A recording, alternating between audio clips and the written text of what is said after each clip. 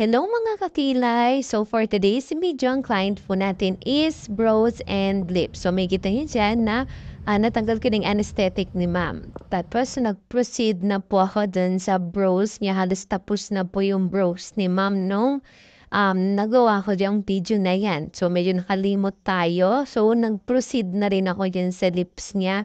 So habang ginagawan ko yung lips niya, nag-usap-usap lang kami ni ma'am para medyo malibang-libang si ma'am. So, hindi tayo terror na artist na kailangan masyadong seryoso sa buhay. So, yan na. Panoorin niyo na lang yung procedure.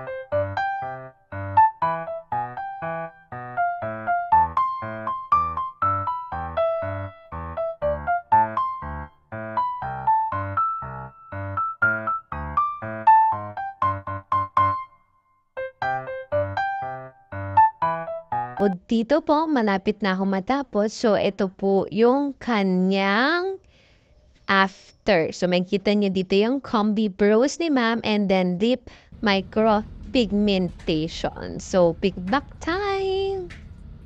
Kumusta experience mo, Mami? Okay lang. Satisfied ka naman po? Masakit po ba o hindi? Hindi lang. Okay, so worth it po ba? Okay. Yan lang po. Thank you. Thank you din. Yan lang po. Salamat. Bye!